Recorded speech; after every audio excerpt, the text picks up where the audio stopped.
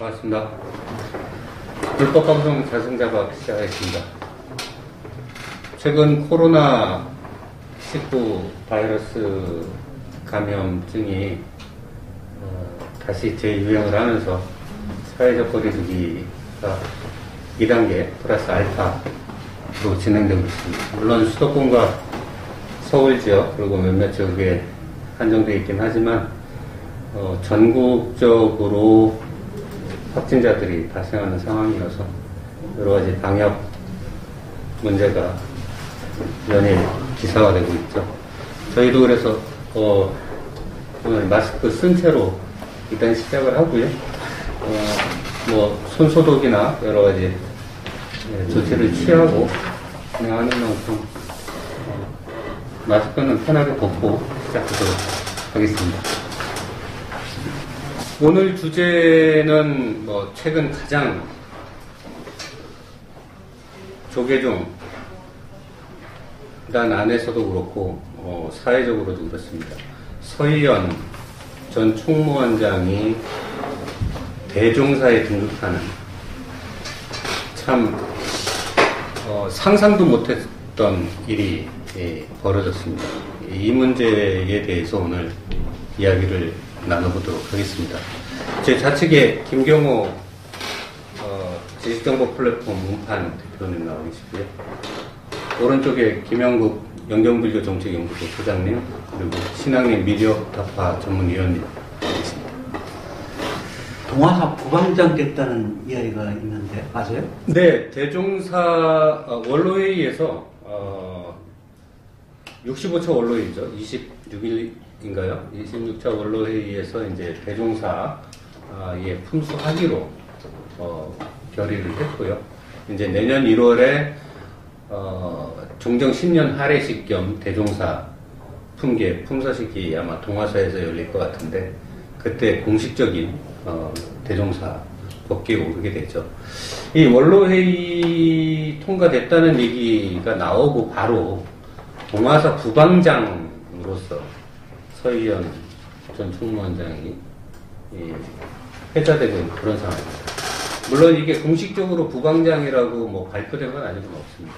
다만 동화사 쪽에 대구 쪽의 소식이나 또 이제 조계종 이 주변에서 서희연 전 총무원장이 동화사 부방장이 됐다라고 얘기를 하고 있는 그런 상황인데 실제로는 이미 회주라는 이름으로 동화사 내에 여러 일에 개입을 해왔고요. 승적보건 이전에도 서희연 전 총무원장은 이미 동화사에서 자기가 할 수 있는 역할들을 하려고 했고 상당한 행사 자리에 모습을 많이 보였었습니다. 그런 게 조계종의 전통으로 지금 자리 잡는 것 같아요. 다른 나차도 주지나 회주나 조실보다 높은 사람들이 다 있잖아요. 관장. 그죠? 네. 동화사는 그동안 관장은 없었는데 이번에 이제 만약에 부방장이 만약에 된다고 하면은 사실은 방장보다 더 높은 부방장 아닐까 싶은데. 실질적으로 이제 통도사 방장 스님께서 조계종 종정 스님이시죠. 종정 스님께서 상당한 기간 내지는 상당한 시간을 부산의 해운정사에서 지내시거나 아니면 남해 불사에 좀 치중하는 모습을 최근에 보셨던 걸로 아는데 그러다 보니 훨씬 더 이제 서희연 전 총무원장이 동화사 내에서 자기가 이제 할 수 있는 역할들을 하는 그런 모습을 많이 보이고 있습니다. 그 실제로 지난 1월달 맞죠? 현재 방장 종정 스님 상자가 동화사 주시를 했는데. 네네네. 그거 2달 됐나요? 네. 3달 됐나? 그거 갈아치고 네. 새로 주지를 명령했잖아요. 예, 그래서 그런 거 보면은 사실은 복권되고 대종사 되자마자 방장보다 높은 시세가 떴다. 요새 왜 구악 가지고 노래하는 사람들 있잖아요. 네네. 범이 나타났다고 이런 책 있잖아. 노래 내려온다. 그런 것 같아요. 그죠? 그냥 한번 짚어보겠습니다. 어쨌든 이제 형식적으로는 자승정 총무원장 시절에 재심 호계원의 특별 재심을 통해 가지고 공권정지 3년으로 멸빈 징계였던 서의원 전 총무원장이 공권정지 3년으로 감형이 됐고, 감형 기간이 끝나면서 이제 총무원의 승적 복원 절차를 밟는 상황이었는데, 어쨌든 사부대중의 여러 가지 이의 제기가 있었고요. 그 과정에서 이제 총무원이 서의원 전 총무원장 재심 문제에 대해서 다시 검토하겠다, 다시 논의하겠다 하고는 차일피 시간만 미루다가 결국은 2020년도 조계종 승려 분한 신고 과정에서 서의원 전 총무원장이 제적본사를 은혜사로 해서 총무원에 승적을 분한 신고를 했고요. 그거를 조계종 총무원이 받아들였고, 그럼으로써 이제 조계종의 공식 승려로서 자격을 모두 회복하는 것이 이제 확정이 되는 상황이었습니다. 근데 저는 그 100번 이제 양보를 해서 뭐 재심할 만한 사유가 그게 말하자면은 지금 절차상의 문제가 있다는 거 아니에요? 네네, 그렇습니다. 이제 94년도 정당 개혁회의 이후 징계 과정에서 자기의 멸빈 징계를 통보받지 못했다. 네. 예, 그게 이제 절차상의 문제로 이제 재심을 때문에. 절차상에 그런 문제가 있기 때문에 특별 재심을 한다라고 했는데, 실제 특별 재심 판결문을 본 사람이 있나요? 우리? 그게 이제 저희도 계속 입수를 하려고 노력했던 것 중에 하나인데, 도대체 서학용 이 서의원 전 총무원장이 특별 재심을 신청할 자격이 있는지, 정말 이 94년도에 멸빈 당했을 때 그 징계 사실을 본인이 몰랐는지, 또 그런 절차를 갖다가 통보를 받지 못했다라는 게 다 확인이 됐는지, 이런 부분에 대해서 확인이 되는 게 없는 상황입니다. 제가 이야기하고 싶은 거는 뭐 그런 뭐 통보를 받았다 안 받았다가 아니고, 어쨌든 서의원 스님 입장에서 본인이 나는 억울하게 당했다라고 이야기한다면은, 네네. 고사년도에 징계를 했던 그 내용이 있잖아요. 네. 네? 그 종단을 전행을 하고 조계종을 자기 마음대로 좌지우지하고, 그 다음에 그 당시에 정치권과 유착을 하고, 그리고 또 나온 이야기가 부적절한 그런 일이 있었었고, 네. 부적절한 일이라는 건 뭐 여자 문제죠. 네. 승풍실수의 이야기가 그런 부분에 관해서 서의원 스님의 억울한 입장, 그 다음에 절차상의 잘못이 있어서 다시 재심을 했다고 하면은, 우리 호계원에서 특별 재심을 하면서 그런 부분에 관해서 심리를 했느냐, 이게 사실은. 근데 뭐 제가 봐서는, 저도 뭐 판결문을 못 봤으니까, 네. 그냥 넘어간 것 같아요. 그죠? 이게 이제 서의원 전 총무원장에 대한 재심은 자승 스님이 총무원장 현직에 있을 때 이루어졌습니다. 역시 자승이 문제. 예, 결국은 그렇죠. 어쨌든 경산 스님의 상자인 자승 스님, 그리고 그 사형인 당시 호계원장 자광 스님, 그리고 송경상 스님이 총무원장 하실 때부터 그 밑에서 여러 가지 종무직을 살았고, 또 조계사에서 오랫동안 살았던 서의원 총무원장, 뭐 건당했다는 얘기도 있었죠. 경산 스님한테, 위원 스님이. 네, 거기까지는 확실히 모르겠어요. 예, 어쨌든 이 서의원, 자승 스님, 자광 스님 다 같은 가족이나 마찬가지죠. 근데 결국은 이제 자승 스님이 총무원장 시절에 재심 절차가 이루어지게 되고, 결국은 그 재심 절차는 공권정지 3년이라는 상당히 멸빈에서는 너무 많이 동떨어져 있는 징계로 감형이 됐고. 그러니까 나는 그게 왜 이제 중요하다고 생각을 하냐면은 이 현 조계종 종단의 그 정체성은 우리 조계종 종원에도 전문에 그 개혁회의에 그걸 잇고 있다고 전문에 나와 있습니다. 네, 그렇습니다. 네. 정확한 내용을 제가 보니까 제가 한번 읽어드릴게요. 네. 조계종 종원 전문입니다. 이 종원 전문은 결국은 우리나라 헌법에 해당하는 거고요. 이 전문은 헌법 전문하고 같은 건데, 이 전문 이제 마지막 부분에 이런 대목이 나옵니다. 개혁회의는 종단개혁에 필요한 각종 조치를 취했고 불법이 중생교회의 만대 지침이 되며 교단이 수행과 전법의 영겁기관이 되도록 종원을 개정했다. 이 종원 전문은 94년 종단개혁 이후에 이제 만들어진 거고요.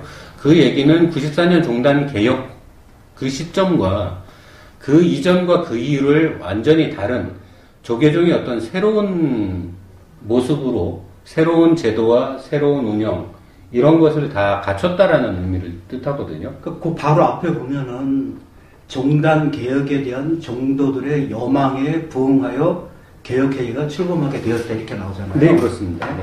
그러면은 지금 그렇게 특별 재심을 해서 그렇게 처리한 거는 결국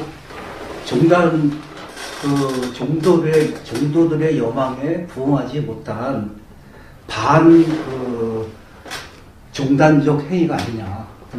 그리고 이번에 그 중앙정회에서 그 서희연 그 스님의 대종사 풍계를 중앙정회원들이 통과를 시켰는데, 네네.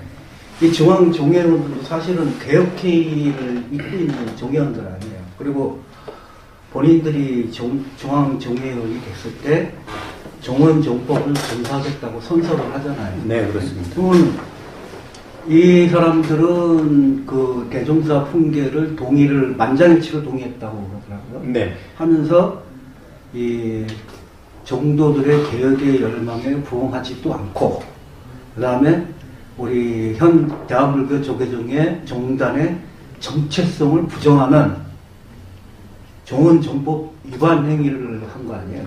그렇죠. 그러니까 그 중앙종회는 조계종의 입법기구이자 대의기구인데 종도의 여망을 담아서 했던 개혁, 그 개혁의 정체성과 개혁의 인적 청산 결과였던 서희연 총무원장의 멸비, 이런 것을 다 부정하고 결국은 94년 종단 개혁 이전에 조계종 그 구태한 조계종으로 다시 회귀시키는 그런 폭거를 취했다고 평가할 수 있겠죠. 참 이해가 안 되는 게, 진짜 아까도 제가 말씀드렸지만, 진짜 서희연 스님이 억울한 게 있더라. 그래서 우리 특별 재심을 한다. 그렇게 했다면은 결국 그 특별 재심에서도 94년도에 제기됐던 그 서희연 스님에 관한 그 종원정법 위반 행위, 그 부분에 관한 심리가 있어야 되는데 그런 부분이 과연 있었느냐? 그 판결문을 못 봤으니까 네. 그건 모르겠지만은 과연 그런 심리가 있었다면은 그 당시에 94년도에 그 서희연 총무원장이 했던 일에 관해서 인정을 하고 들어간 거예요. 그죠? 그러면 지금 대한불교 조계종은 어떻게 되는 건가요? 네? 근데 잠깐만요, 사장님. 저는 좀 불만이 있어요. 네. 네, 저는 불교를 잘 모른단 말이죠. 근데 이 자승자가 불법 방송을 듣고 보는 분들이 불자도 계시겠지만은 네. 불자 아닌 분도 계시라고 전제하고 해야 되는 거 아니에요, 방송을. 네. 예, 그러면 기본적으로 불교나 뭐 대종사다, 그다음에 멸빈이다, 뭐다 이런 거에 대해서 다 알고 있는 걸로 이렇게 전제하고 지금 말씀하시는 거예요. 아, 예. 예, 그러니까 우리가 뭐든지 방송을 하든 물건을 만들든 뭘 하든 서비스는 항상 고객 중심주의로 가야 된다 이거죠. 네, 알겠습니다. 그러니까 청취자하고 시청자들한테 기본적인 용어나 이런 걸 좀 설명을 해주시면서 좀 하는 게 좋지 않을까요? 예, 그러니까 알겠습니다. 멸비는 뭐다, 대종사는? 대종사는 그럼 뭐다, 알겠습니다. 해주는 뭐다, 방장은 뭐다, 뭐 주지는 뭐다, 좀 설명 좀 해주세요. 뭐 간단하게 좀 설명을 하겠습니다. 그러면 멸빈이라는 것은 과거에는 치탈도첩 또는 채탈도첩이라고 표현을 했는데요. 현 조계종 종법, 그러니까 법 규정이죠. 거기에 따르면 이 멸빈은 다시는 조계종의 승려가 될 수 없는, 성적 연구박살이죠. 그렇습니다. 승적을 영구박탈하는 것을 이제 아, 그거는 멸빈이라고 뭐, 하고요. 종언에 이제 규정이 있습니다. 종언 128조에 멸빈자는 사면 경감 복권 대상에서 아예 제외한다. 아예 멸빈자는 어떤 징계가 확정된 이후로는 사면을 하거나 죄를 깎아주거나 아니면 또 승적을 복원시켜줄 수 있는 행위, 그 절차를 밟을 수 없도록 규정이 되어 있었습니다. 근데 이번에 이제 그게 종원종법을 어긴 그런 상황으로 보여지고요.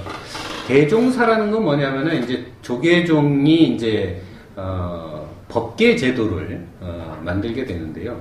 이 대종사는 조계종에서 스님들한테 부여하는 가장 높은 법계 대종사에 해당을 합니다.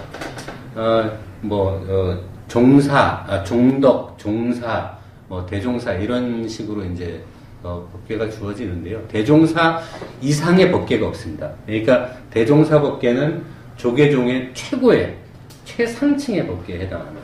그러면 이제 이거 잘 몰라서 그런데 그러면 이제 종교가 지금 없으니까 종교를 국교로 인정하지 않으니까 네. 종교자를 그러는데 만약에 이제 고려 시대는 불교가 국교잖아요. 네. 그러면 왕사나 국사 뭐 그런 수준인 겁니까? 왕사 국사 개념보다는 한 문중 한 산문의 거의 대표가 되는 거라고 이해하시면 더 나을 것 같아요. 조계종이라고 하는 이 종문에 그냥 그 안에서도 지금은 이제 교구제를 취하고 있지만 과거에는 이제 산문의 개념이었고요. 이 교구의 사실상의 최고의 어른이라고 보시면 교황급은 아니지만 그 밑에 추기경급. 그렇게 설명을 네. 그러면 더 이해가 빠져요. 교황까지는 안 하고 추기경급이다. 네. 그것도 쉽게 쉬운 게 있잖아요. 대종사를 우리 한글로 하면 큰 스님이라는 얘기죠. 그죠? 큰 그렇죠. 스님. 사실은 큰 스님인데. 큰 스승.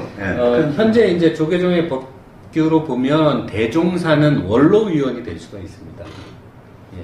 그리고 또 종사였다가 원로위원에 선출이 되면 자동적으로 거의 자동적으로 가깝게 대종사 법계를 수여하는 그런 상황입니다. 근데 사장님 잠깐만요. 근데 우리가 이 법이 없을 때는 그렇다 치고요. 네. 법을 만들었잖아요. 네. 그러면 세속에는 실정법이라는 게 있고 헌법 밑에 쫙 실정법이 있잖아요. 네네. 그러면 조계종은 만약 종법 아까 종법 종원이라는 게 있을 거 아닙니까? 네. 종원 있고 종법이 있을 거 네. 아닙니까? 그 종원 종법에 멸빈된 자, 성적을 영구 박탈된 자는 사면 복권의 대상이 안 된다는 거 아니에요? 네. 그걸 시켜줬잖아요. 그럼 그거는 당연히 사연이 있을 거고 말도 안 되는 얘기인데 그 법 위에 군림하는 거잖아요. 그러면 그 법 위에 군림하는 자, 그것이 스님이든 성녀든 법 위에 군림하는 자가 있기 때문에 이거 한 거 아니에요? 네. 그래서 예. 이 상황이 붙게 된 게 이제 자선. 그러면 이제 저는 불교를 잘 모르지만 이 뭐 천수기인가에 보니까 뭐 이런 구절이 하나 있는 것 같더라고요. 예. 백급 적집제, 1년 돈탕제야 뭐 그러면은 아니 그 몇 년 동안에 지은 그 죄라 하더라도 할 생각으로 고쳐먹고 참여하고 용서를 빌면은 한꺼번에 그 죄가 사해진다 그런 뜻으로 저는 해석하는데 그러면은 서희연이라고 하는 그 성녀가 대종사라는 이제 칭호를 받게 되는 분이 과거에 잘못한 거에 대해서 그러면 참여하거나 사과한 적이 있습니까? 대중에게 공개적으로 한 적은 없습니다. 다만 호기원에 참여문을 제출했다 그러는데 저희는 본 바가 없습니다. 예. 그래. 세상에 다른 사람들이 내놓지 못하는 참여문이 그거는 없는 거죠. 그렇죠. 예? 그거 없는 거죠. 그게 눈 가리고 앙하는 거죠. 그게 말이 됩니까, 그게? 일반 시청자들을 위해서 조금 설명이 좀 필요할 것 같습니다.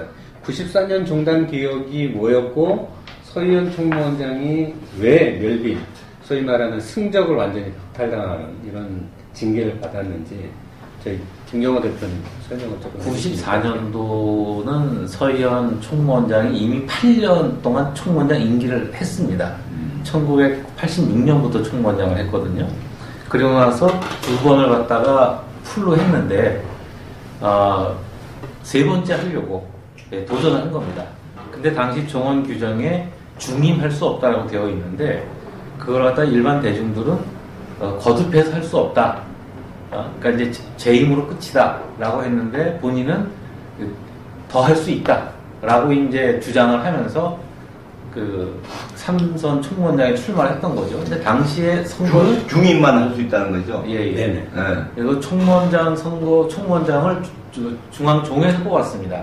당시 76명인가 그랬습니다. 정원이 거기서 뽑게 돼 있었는데 당시 이제 총무원장으로 8년 동안 있으면서 각종의 인사라든가 재정 문제에서 각종 비리가 많이 발생을 했었습니다. 종단대적으로 많은 문제가 있었고 일종의 전횡이죠. 독재였고 그 다음에 사회적으로 무리가 됐었던 것이 뭐냐면은 우선 그 개인적으로 도덕적 윤리적인 문제 여성 솔직하게 좀 노골적으로 말씀해 주세요.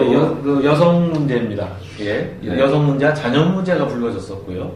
또 하나는 당시 김영삼 정부가 출범했었는데 상무대 비리가 터졌어요. 이제 중앙신도회장을 갖다가 이용해가지고 일종의 그 돈 세탁을 갖다가 한 거죠.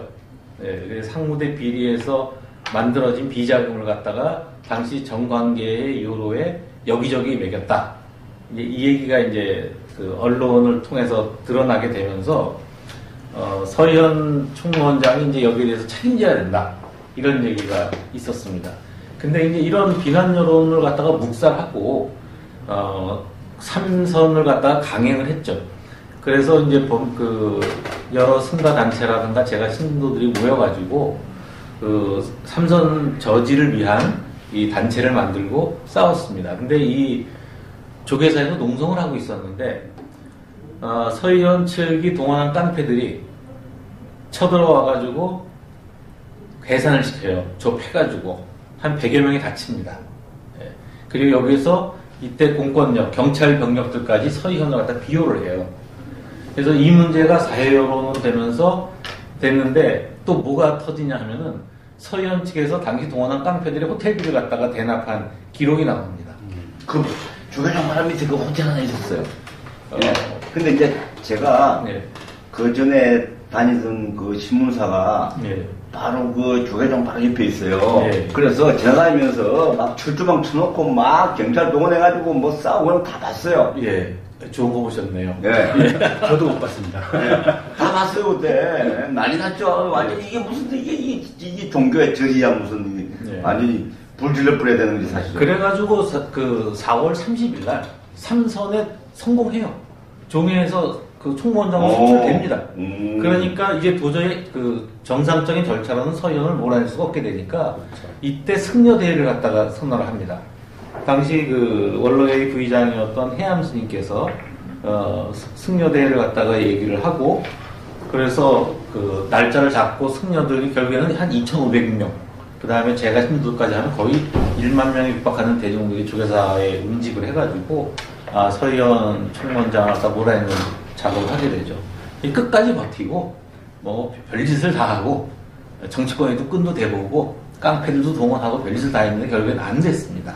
그래서 4월 13일 날인가 그 사퇴를 갖다가 했죠. 총무원장에서 나중에 쫓겨났는데 본인은 이제 뒤늦게 사퇴 얘기를 했습니다만 그리고 나서 중앙종회는 원로회의에 자기 권한을 위임하고 해산을 하고 원로회의는 개혁회의의 모든 권한을 위임하면서 해산을 합니다.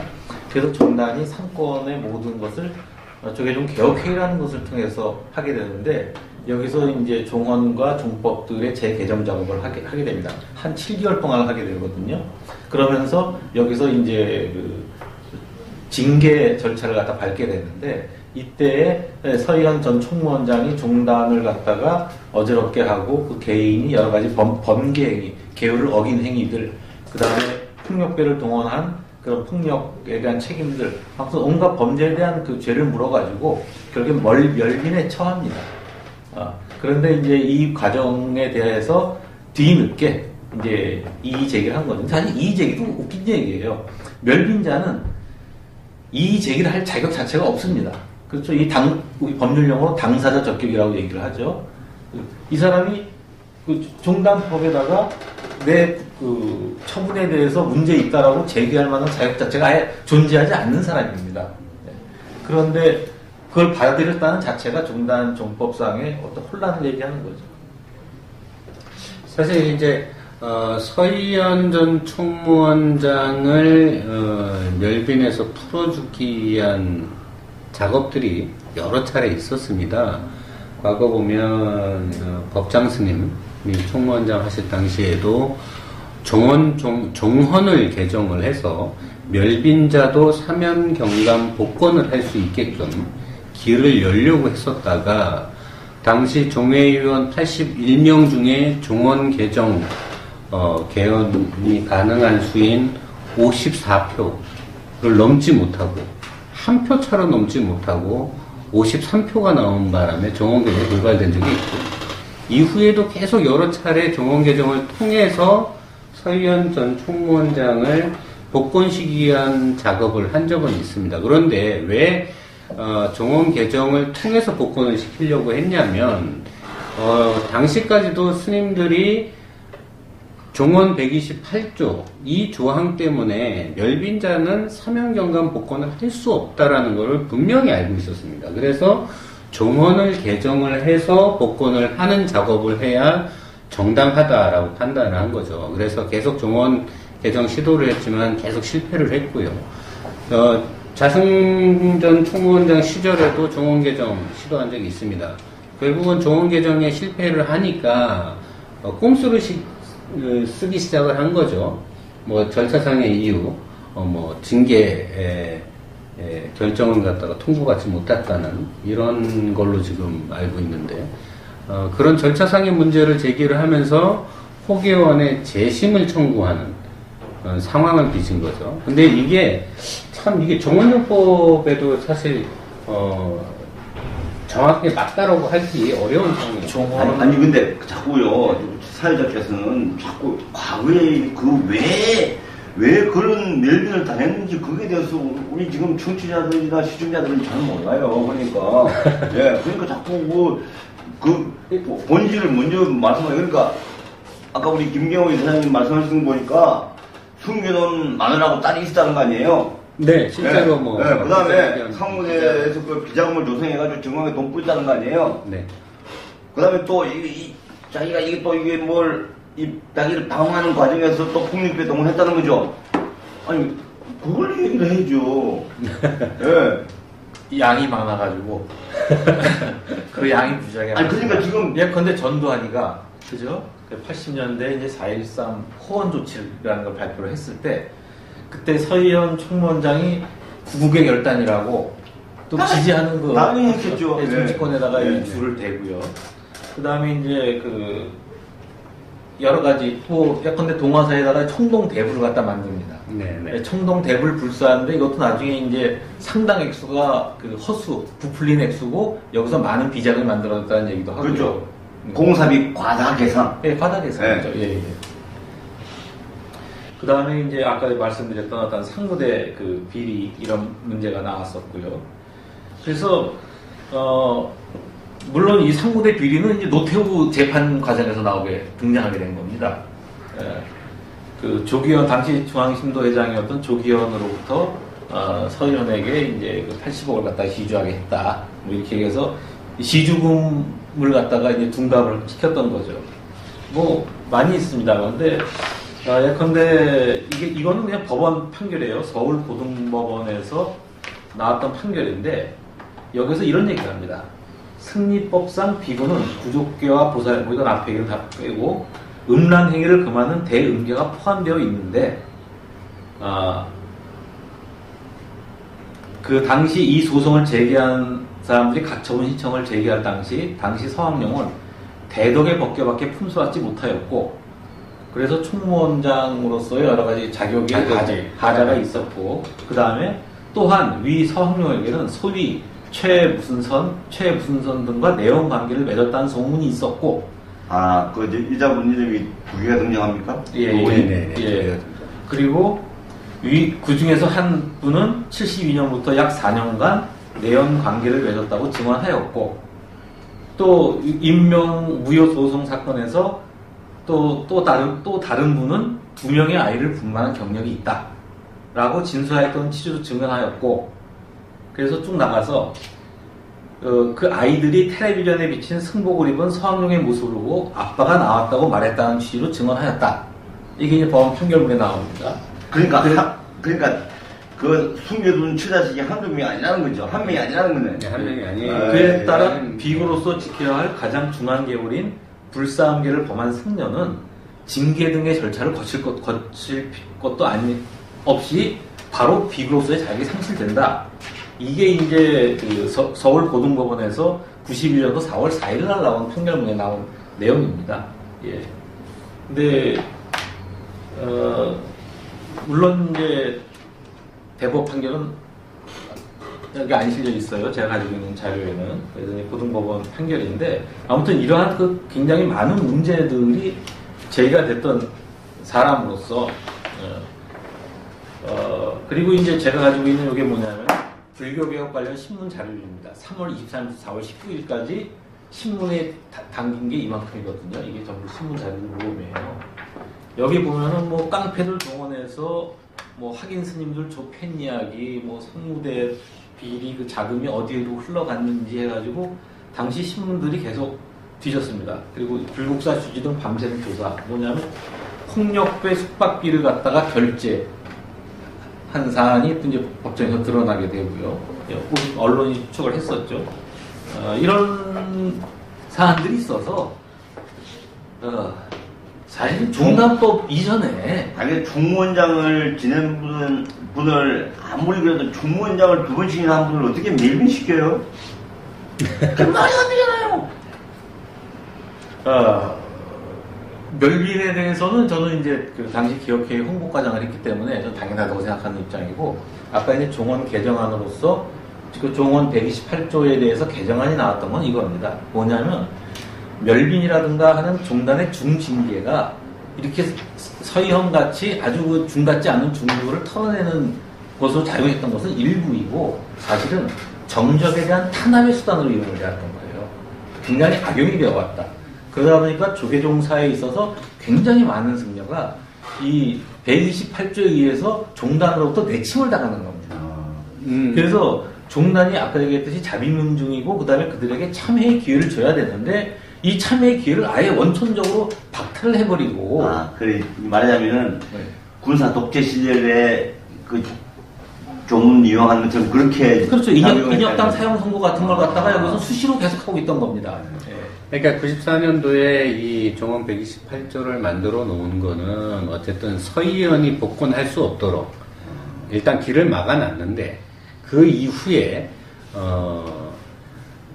종단 내의 어떤 정치적 다툼 과정에서 이 종원 128조를 이용을 해서 좀 악용한 사례들이 좀 있긴 합니다. 그런데 이게 아무리 이 성적 자체가 중요할 거예요. 평생에 이제 불교에 몸담아 왔으니까 서희연 입장에서는 그 성적을 회복하고 뭐 대종사가 되든 안 되든 성적을 회복하는 것 자체가 한 인간으로서 그 뭐 사실은 뭐 버려도 되는 건데 진정한 부처님의 제자라면은 뭐 그게 집착하는 거잖아요. 네. 아까 보니까 속가에 본명이 수자, 항자, 용자라고 그랬습니까? 예, 성명은 서황용. 황. 황이 아니고 황. 네. 야, 이런데 보니까 이름을 너무 크게 지었는데요. 임금 황자일 거 아니에요? 이 서항용 씨 같은 경우도 누르왕자. 누르 황자예요? 어쨌든 황용, 누르는 네. 용이다. 네. 젊을 때는 상당히 또 굉장히 그 인망도 있고 나름대로 존경받던 그런 승려였습니다. 뭐 지역에서는 뭐 생불이 출연했다라고 해가지고 신도들이 구름처럼 모여가지고 막 이렇게 모시고 보시하고 그랬던 모양인데 그런 재력을 바탕으로 해가지고 중앙 정치무대에서 자신의 그 세력을 계속 키워왔던 거죠. 할 얘기가 되게 많은데 어쨌든 대종사까지 풍계를 밟는 상황, 그리고 여기에 대해서 개혁 주체 세력이 지금 어떤 이야기도 하지 못하는 그런 상황까지 조금 더 연장해서 좀 이야기가 좀 필요할 것 같습니다. 잠깐 쉬었다 가겠습니다.